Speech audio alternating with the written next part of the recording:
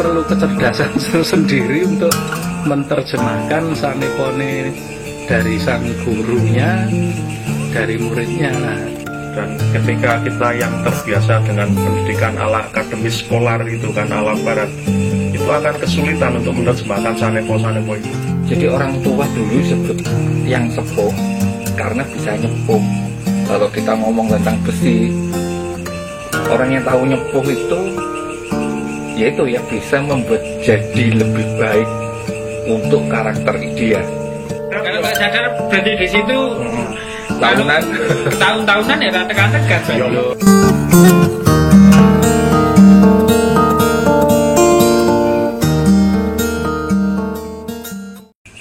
Pengajaran Jawa itu kan nggak kayak pengajaran Barat, termasuk pengajaran spiritualnya itu kan Beda.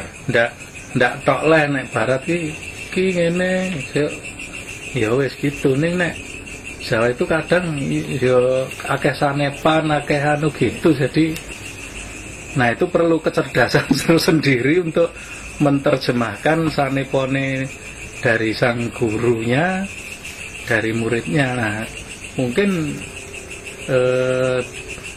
satu guru memberikan wejangan, bisa jadi di situ ada 10 murid ya. 10 murid itu punya pemahaman yang beda-beda juga, yang akhirnya nanti jadi pengembangan atau mungkin jadi laku mereka sendiri ya. Nek dilihat mana yang salah, mana yang benar ya nggak ada ya, dibilang benar ya benar semua Ya itu proses kan ya, karena kan balik lagi ke pribadi, karena nek Jawa itu kan mesti arahi kan ke pribadi masing-masing manusia. Dan ketika kita yang terbiasa dengan pendidikan ala akademis sekolah itu kan, ala barat, itu akan kesulitan untuk menerjemahkan sanepo-sanepo itu. Iya. Karena cara berpikirnya kita sudah beda. Iya. Nah itu kalau ya agak-agak gimana gitu kan, kita sebagai yang generasi milenial begini ya kan. anu sih, ini nambah itu artinya gini, ini sih bukan dari pendapat saya pribadi, ini mengutip dari pendapat salah seorang guru saya. Jadi tahapan seseorang itu apakah bisa dilihat? Guru saya dulu bilang bisa. Dari mana? Dari banyak teori. Bisa dari auranya, gelombangnya, dan segala macam itu kalau menurut teori barat ya. Tapi kalau dari teori lokal, dia bilang dari dalam tanda kutip puspo tajamnya. Ya, betul. Jadi tahapan seseorang itu bisa dilihat dari itu. Makanya kan kalau di suluk wayang ini jenenge apa? Tan samar pamoring suksmo. Ya, tan samar pamoring suksmo itu adalah yang dimaksud sebenarnya adalah puspo tajem. Iya.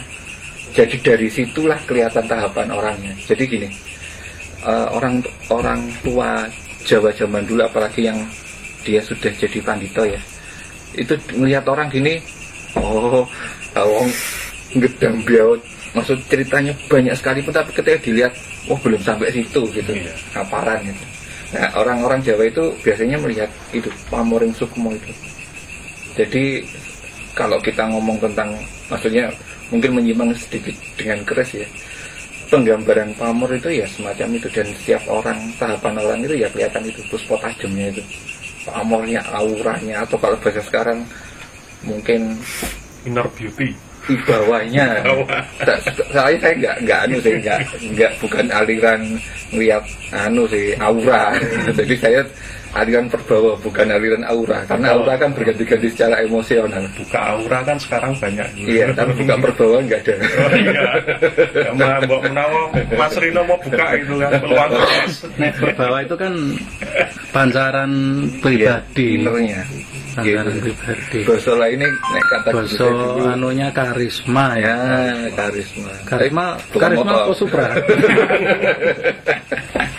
Memang kalau dipahami itu ya, inner beauty atau berbawa atau apa ya, Inner power ya. ya Iya. itu memang di Jawa sendiri banyak yang untuk melatih hal tersebut, Betul.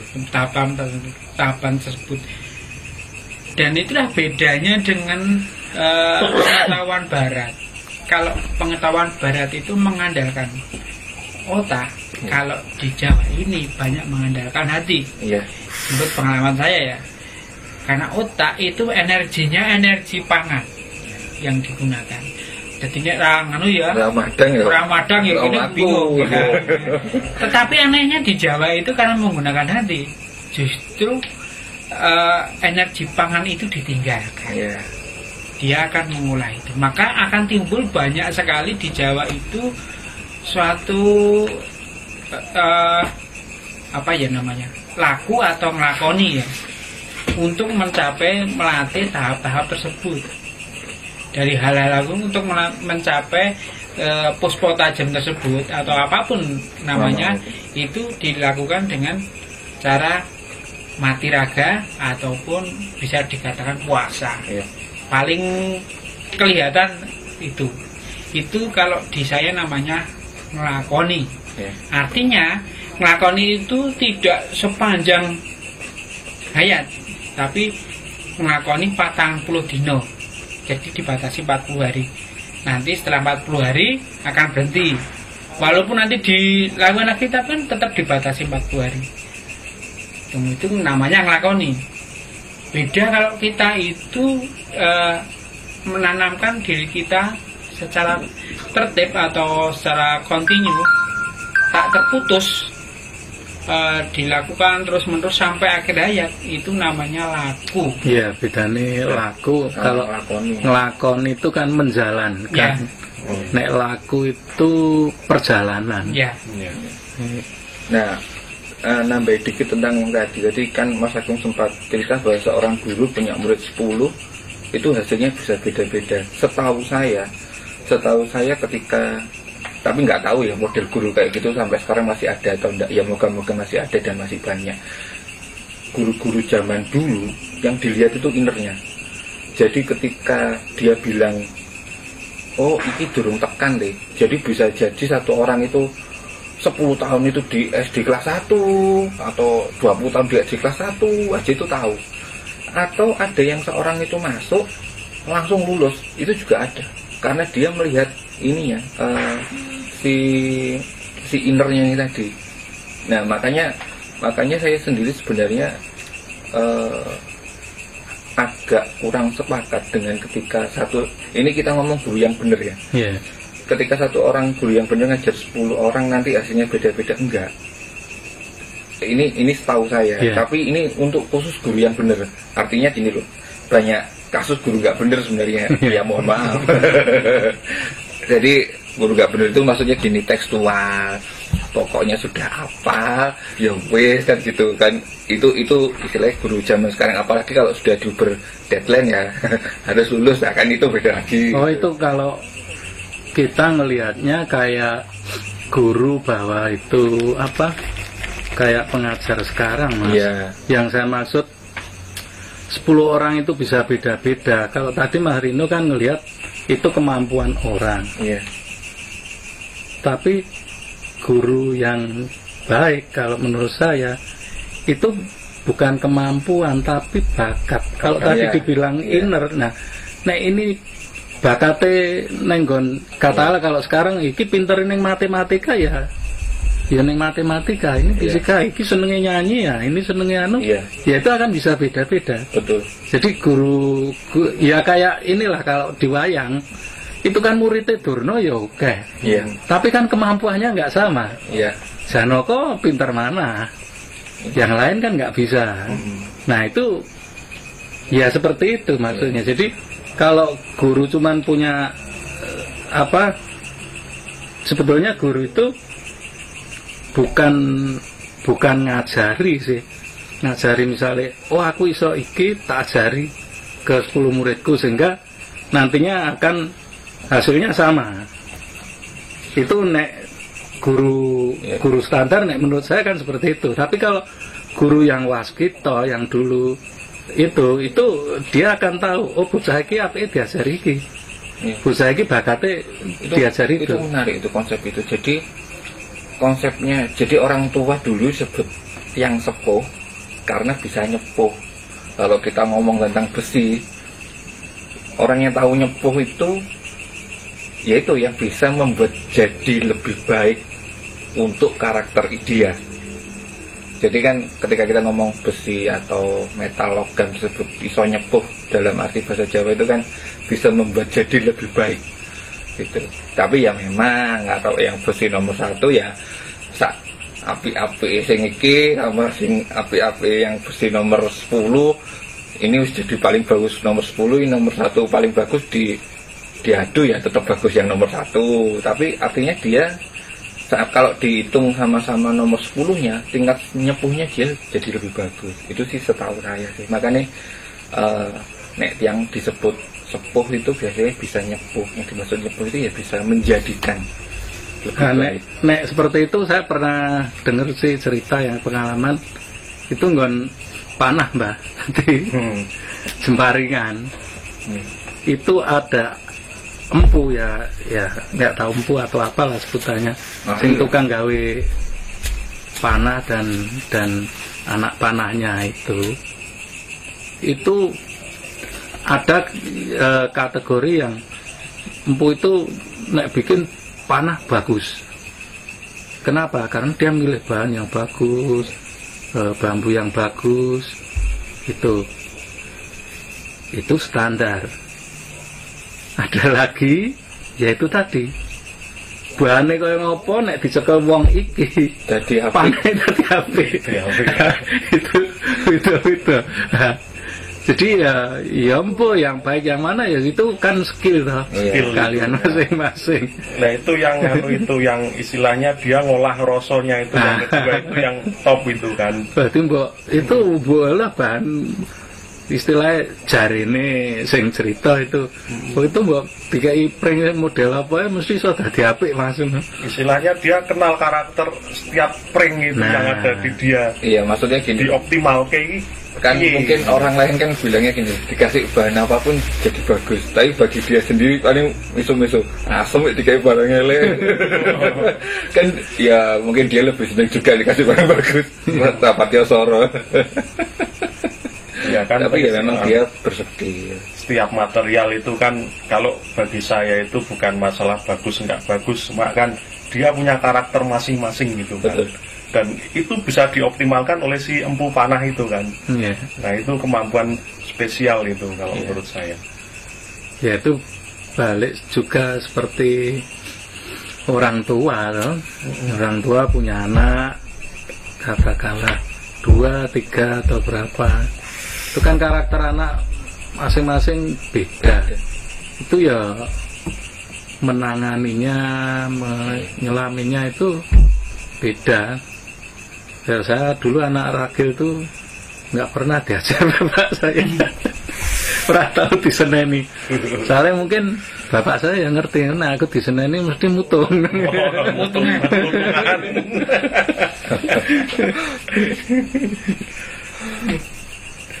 Saya menarik, maksudnya menarik itu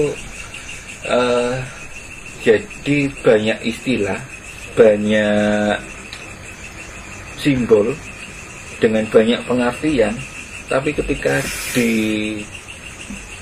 dicari benang merahnya, ditarik kesamaannya, itu banyak sekali kesamaannya dengan satu dengan yang lain. Artinya bisa jadi itu adalah ya core-nya yang dituju itu satu, cuman untuk mencapai ke sana itu sangat beragam sekali, tergantung dari tingkat kreativitas masing-masing lah. Ya, istilahnya kan banyak jalan menuju ke Jogja gitu kan. Mau lewat dari mana itu, arah jalan Wates atau jalan Magelang atau dari jalan Solo atau tapi kan ditutup kabeh. Lah ya itu soalnya ning Roma mainstream ya tapi ditutup. Tutup saiki wangel. Numpak sepeda motor Nganggo katok cendak.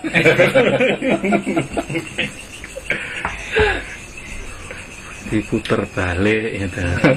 Ya, itu. Tapi ya intinya tetap harus ada guru kalau mau belajar spiritual. Kalau enggak ya Soalnya ya anu sih, ya ini anu sih sepintas yang terlintas. Sebab sebenarnya di spiritual sendiri kan banyak cegatannya juga sama kayak polisi juga. Iya, sama. Cegatan macam-macam lah. Maksudnya yang baik yang terlihat di kasat mata ataupun yang tak terlihat itu kadang-kadang kalau istilah apa tuh begalan ya namanya. Begalan itu yang kadang-kadang jadi menghambat untuk jadi putar balik. Nah, begalan itu kalau bisa disebut ya kalau secara gampangnya begalan atau godaan. Ya.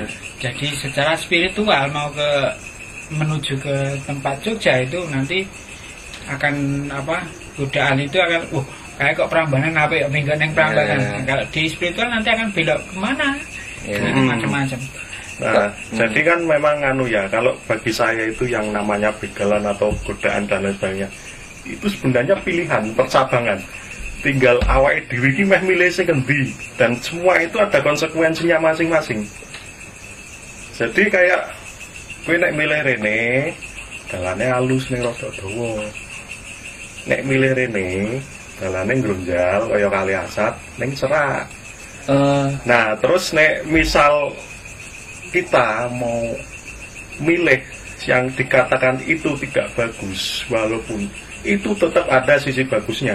tapi tujuannya atau beda-beda. Kan istilahnya kan nek arep saya mau ke Solo kan mampir sih neng warung kan ya ora apa-apa. Iya. Enggak maksudnya akhirnya semua sampai Solo semua sampai Solo walaupun dari itu semua lambat. jalur itu. Walaupun itu ada yang cepat, ada yang lambat. Enek sing penak, enek sing susah. Itu kalau sadar Mas. Nek ora sadar. Kalau nggak sadar berarti di situ tahun-tahunan ya tekan-tekan berarti. Ya muga sadar, Mbak. Soalnya gini loh, tapi kan itu fungsinya guru kan. Iya, sing mengajarkan ngelengke. Ada gini, Wes kakean ngombe. ada itu yang namanya begalan, ada yang namanya kesiku, ada yang namanya keselamur apa ya? Nek kesiku itu kan kualat. Jadi nek kesiku itu semacam nek numpak sepeda motor keterak bis atau ada bis ditabrak itu kesiku. Tapi nek kualat itu. Nek begalan itu sesuatu hadangan yang di depan dan dia tergoda untuk ke sana atau dia terhambat karena melewati itu. Contohnya itu contoh begalan itu gini. Ada polisi ditilang, gitu. Polisi ditilang, terus kita tahu kita salah, terus kita ngotot akhirnya urusannya ramari-mari, akhirnya kebawa-bawa, polisinya juga marah, dibawa ke kantor polisi. Itu bisa jadi semacam begalan, artinya waktunya jadi molor gak karuan, urusannya jadi tambah ruwet dan segala macam, dikarenakan ada sebab sesuatu hal di depan. Jadi katakanlah kalau menghindari begalan, depan ada polisi, bisa menggo. Aja polisi terus warung itu bisa mandek atau bisa, maksudnya dari jauh udah kelihatan iki begalan. Ini warung ketemu wong jak dolan, itu begalan. Tekan-tekan. Nah, itu kan jadi mampir warung dilalae sing detor rada ginyis ya. Itu maksudnya bukan mampir warung, mangan wareken turu. Kalau itu namanya istilahnya bukan begal, jadi apa sih istilahnya? Jadi dia melihat sesuatu yang indah, dia mampir. Nek begal itu sesuatu hal yang menghadang. Nek kesiku ada sesuatu yang tidak boleh diterjang, dia terjang. Akhirnya dia kena efeknya. Dan yang kesiku itu ibaratnya gini. Kita naik motor kan, wong loro, neng ngarep itu ada tembok.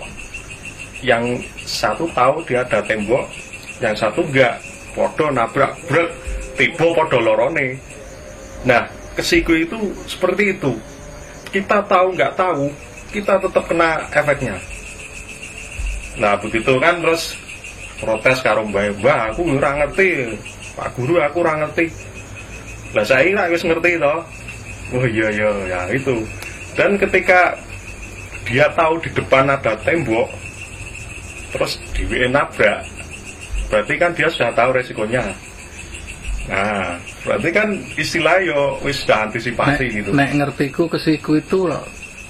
Kesiku itu kan kayak kualat. Nah, Iya. makanya kan Artinya dia punya kesalahan Iya. sebelumnya. Iya. misalnya Dan nek- itu hukuman. Iya, hukuman. misalnya saya gampangannya saya contoh gampang lah, ono wit ringin gede ngono saya nguyuh di situ. Nah, Kencing di itu. situ kan.